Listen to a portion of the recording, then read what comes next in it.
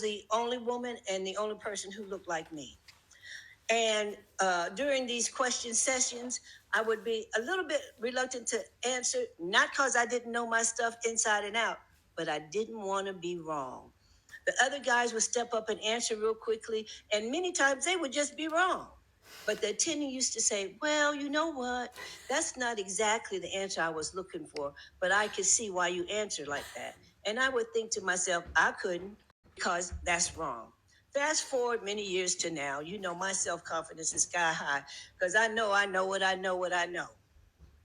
So this is what I say to you, sis. Answer the questions. Answer the questions on rounds. Answer the questions in school. Answer the questions at work. Step up at work. You know your stuff. Okay, I love that video. I love following her. She's a doctor, but a comedian, and gives great advice. And I love that one. I just experienced this tonight in my drum club. Okay, now if y'all have been following me for a while,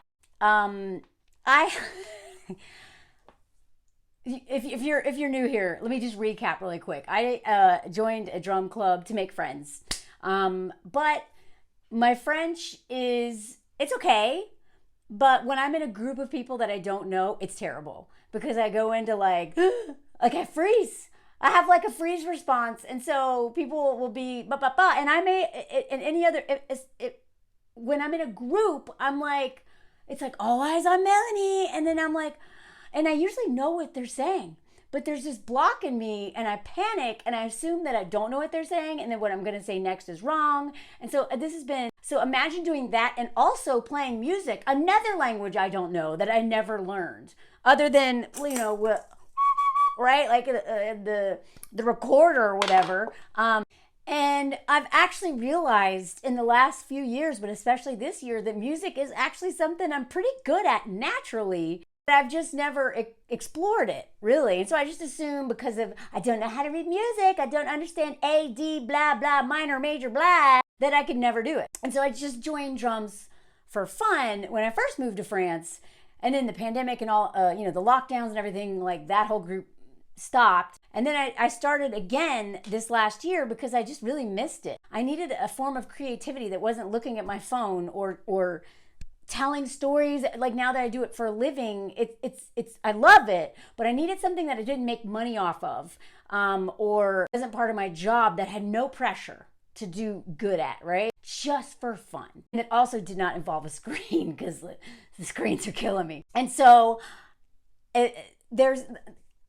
my drum teacher is, first of all, he's not French. He's from Brazil. And so his French is good, but because of his accent, it's not, sometimes it's hard for me to understand because of the accent. Sometimes it's hard for me to understand because his French is way better than my French, right? So the vocabulary, I don't always, whatever. And then because I'm so nervous, and sometimes he picks on people in the class. And before I would go, I literally would leave class crying. I didn't ever want to break down in the middle of class crying because I didn't want this person to think that they hurt my feelings, because I didn't even know what they said. But I could understand some of it, and I was pretty sure, but my imagination, I'm always going to assume that this person is being way, my imagination is worse than, I can come up with meaner things than any of y'all could ever say about me, right? I promise you, I think that's true for everybody, or maybe not, but most people we anticipate the things that people might make fun of us for. Especially if you have a little dictator in your head that's just so mean to you that you've been working on trying to gentle parent. And then also if you're super creative on top of that and have a wild imagination, imagine the things that I assume people are saying about me all the time. So you add the insecurity of language. I don't know any of these people. They're all part of a club that they all knew each other before. And I'm a very outgoing person. So it's really weird for me to be so shy in French, because it's not me. I'm not a shy person. So it's actually really good and really challenging and really humbling for me to have to navigate who I am all over again. in another language. And especially because I'm a writer and storyteller, and literally words are my job, and forming sentences in a way that I feel good about is my job. So of course I'm so hard on myself. In French, I don't want to make any mistakes. I'm like, my perfectionism comes out, and my just like being really mean, and that doesn't help.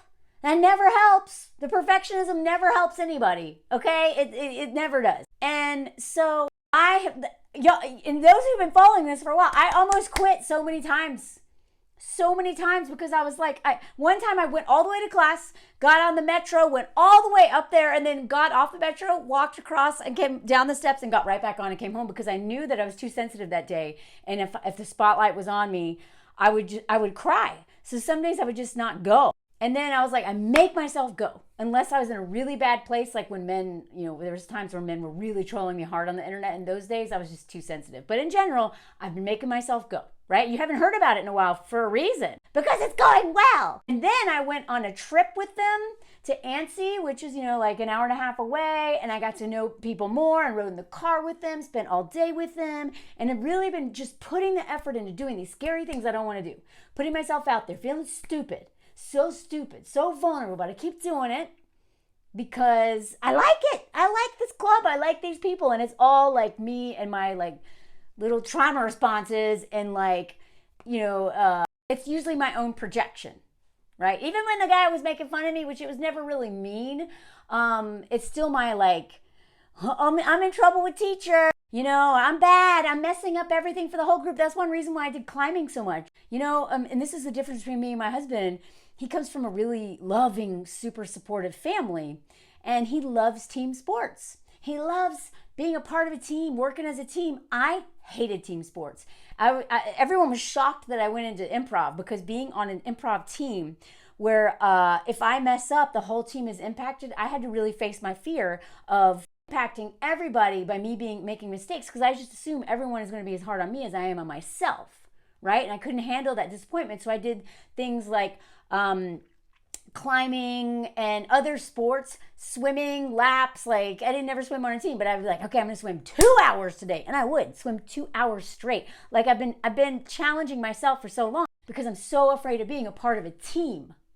Because I'm just so afraid everyone's mad at me all the time, and then I'm gonna mess up, and nobody is ever that mean, I mean, maybe once in a blue moon. So that is one reason why. Try it.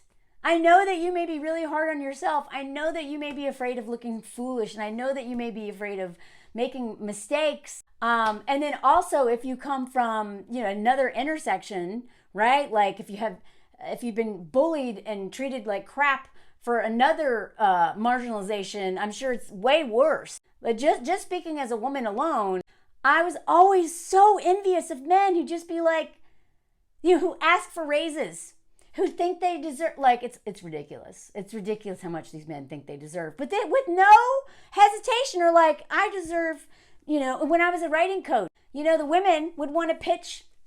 I still coach sometimes, but I don't have time much anymore. But all these women would want to write their story, and they'd want to pitch these no-name magazines, and their stories were amazing, and they're great writers. I'm like, no. You're pitching this to like Huffington Post, Glamour, like one of the big ones. This is too good to not waste, but like you can't ever publish it again in a magazine. You go aim high, and then we'll work from there. And I really had to like gas them up. And the men, they were like, yeah, I want to write for the New Yorker. And I'm like, good luck, bro. I've got like almost 70 articles out there, and I haven't had a pitch accepted at the New Yorker yet. And not to say that you shouldn't have that goal, but like, can we bring it down a notch? Like they would literally think that they deserved to be the next Ernest Hemingway with no work at all. So I'd have to kind of like work from the other end with them, where it was extreme confidence, or hubris. Actually, it's not confidence, it's cockiness and entitlement, right? Not all men are like this, but a lot of them. And I remember when I worked, when I was an outdoor educator, and for all these like really rich schools. Remember I told y'all we all lived in our trucks. We all lived in our cars, and we're teaching the richest kids in LA and San Francisco. All the tech kids. Google, one of the creators of Google came on a course as a chaperone for his kid. Schwarzenegger's kid, Jack Nicholson's kid, like all of them, the Olsen twins, like we're teaching them, we're living in our cars. And I tell you what, the most confident girls, girls' schools, all girls' schools. So this imposter syndrome that seems to come with being a woman, I didn't see it as much from these girls' schools. Like, again, these are girls who come from an enormous amount of privilege. You know, like their parents own Hollywood, right? So there's the money aspect, all that other, like there's so much into this, right? But I could not believe. And girls are bullies and girls are mean to each other. You will never, I've worked with all, like, I'm not saying that girls cannot just tear each other down and be awful. I literally made a video about that the other day, that women hurt my feelings online way more than men do, because the insults are so specific. They're just like, where a man will just be like, you cat lady. So unoriginal, right? But having said all that, I know there's a lot of nuance here, but I could not believe, on average, when I worked for the school with all girls who were not full in class, having to compete with men who were just so confident and who talked over them, and the girls would just be like, I couldn't believe how they operated in a learning environment when they did not have men who wasted time, who assumed they knew more, who, schmegulized them and snapping their bras and all that stuff. I could not believe it. And so maybe I'm wrong. If you have I am sure that some girls' schools ruins girls for a lifetime, right? But on average, I was like, they just moved through the world differently because they didn't have men negging them. They didn't have teachers treating them like mom and dad will treat brother way different than daughter. Like their daughter way different than their son. Like just not having that dynamic, they took more chances, And I was fascinated by it. I couldn't believe it. Because in my experience, and I think a lot of this comes from being in schools with boys, and then teenage boys, and then men in college. I just remember, so many arrogant little pricks would just be like, they always raised their hand. They took up so much time and space, and I always knew the answer. And I'd just be like, raise your hand, Mel. I'd have to talk myself into raising my hand. And so let's cut to now. I'm 46 now. And I have realized, thanks to my husband, actually, he was the one who was like, I think you're like naturally really like in sync with music. Like he noticed that when I write like a drummer. I write like I'm singing. It has to flow. It's not the word choice. It's how many words, and the pacing is to me just as important as the actual words I'm using. And I had no idea until he pointed that out. He was like, I can tell you're a drummer because I can read it in your writing. And I was like, is that what that is? So he's the one who planted the seed. And he's also the one who, through all of this, every time I come home crying from drum club, he was like, babe, it's all in here, but I promise you probably like really good. So, like he just have to like say, he would say all the right things too. It's the only reason why I kept going. Cause again, I mean, usually I can give myself a pep talk and face my fears, but sometimes I need help from other people. And so I kept going. And the last few times I've gone, I've noticed that the people in my little group, they're following me. And then they'll ask me after the song, they'll be like, okay, how does it go? Is like, ba, ba, ba, ba, ba, ba, ba, ba, ba, ba, ba, ba. And I'm like, they want me to count it. And I'm like, I don't know. They're like, how many is it? And I'm like, I don't know. I'm not counting. And I realized that one of the reasons, maybe this is just because I'm like, have a musical ear. But I think that the fact that I don't know what the teacher is saying half the time, and I don't have the opportunity to overthink it, I'm just there and I'm feeling it, and I don't know what he's saying a lot of the times. And he's also speaking too fast. As anyone who's learning a second language, it always sounds like people are speaking too fast. Even if they're like, my name is Melanie, it sounds like my name is Melanie. So I've just realized the last few times that the other people in the group are literally following me, right? And then tonight, I showed up, and I have to show up late because my husband has ping pong on Mondays and I have drums on Monday. But this little baby can't be left alone, not even for a little while, because the last time he peed on the couch, he's just a bundle of anxiety. We've tried everything. We have now a collar that costs $50 a month to try to spray some stuff that, like, I don't even know what to do at this point. So we have dog sitters, but as chill as he looks right now, as chill as you are right now. Oh my God, look, his cheek, look at his cheek on the on the armrest. He is actually, you know, he was, we adopted him at 6 years old. He was abandoned twice before that. He goes into a trauma response when he's left alone. And we have trainers, whatever. Anyway, just for some context. So I'm always late to class. So I wait until about 15 minutes before Anthony gets home. He can be left alone for a little bit. But yeah, last time he literally peed all over the couch, and he's never done that. So he's getting even more anxious with age, which sucks because I thought it'd get better, but no. He's also a COVID dog. We got him in the right before the second confinement of a month. So he's like, oh, this is normal. You guys never leave. So I showed up late again. And usually I just kind of slide in, and they were like, it was kind of quiet, and I just kind of like, you know, put on my drum and get in the circle. And then he like turns to me and he was like, ba ba ba ba ba. And so I take out my earplug. I've learned that buys me a little bit of time. You know, it's the same way my grandpa, he used to always go, huh? Huh? Just so that he wouldn't have to listen to my grandma. Like, he literally could hear, because when he had, when we talked about getting a catheter on the other side of the room, he was like, I'm not getting a catheter. Man could hear. So I realized that I buy a little bit of time when I take my earplug out, because then I can go, como? So he said it again, and he basically was telling me I need to do this thing. And then I was like, okay. Et voila.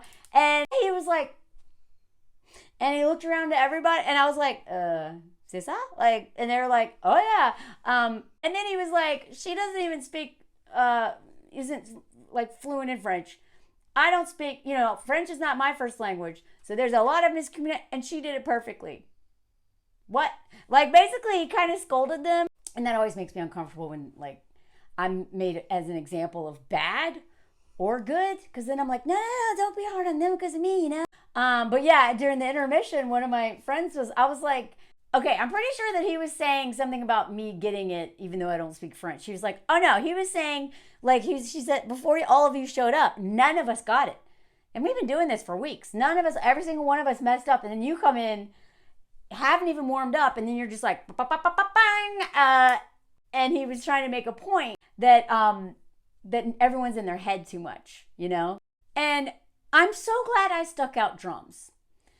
Not for that moment, but because a lot of times I hold myself back still in drums. And I'm like, I'm pretty sure I know this, but if the people with me don't know it, then I'm like, oh, well, I probably don't know it either. Like, the amount of times that I just like, it's either A, I convince myself I don't know it because I'm stupid and I don't read music, or one of the many voices in my head, those little ironic protectors that are trying to protect me, but they actually do the opposite, right? Or my codependency. It's like, well, I don't want them to look bad, so I'll do it wrong too. Like, what? You know, there's so many reasons why I don't thrive sometimes. And it's all these voices. But at the end of the day, I know that I can be very humble. I know that I am teachable. I would not be a successful writer if I wasn't. Because one of the hardest things about writing is you write something and then the editor tears it apart. And then they go, here, can you fix these? And if you're not humble, but also confident in your work, when like there's certain times and you have to, you know, say, no, this, I'm not changing that. But in general, you trust the editor because they have like the bird's eye view and they understand the magazine and the piece and like there's a reason why they're doing their job. And you have to be humble and be like, you know what, this person is trying to make my work better, right? I know that I'm humble, but what I run into is that I'm so afraid to be cocky like men. I'm so afraid to be entitled or arrogant that I hold myself back all the time. You know, like, so the point of this is that I really think that, and it happens more with people, especially if they come in from a family that did this to them and they have that voice in their head. And then I think from every intersection, you've got a whole society telling you that you are nothing or whatever, right? Whatever marginalized identity that you have, like it gets worse and worse, right? But as a woman, I see this with women all the time. And I really want us to stop assuming these men know more than us, because you probably actually know more. Speak up.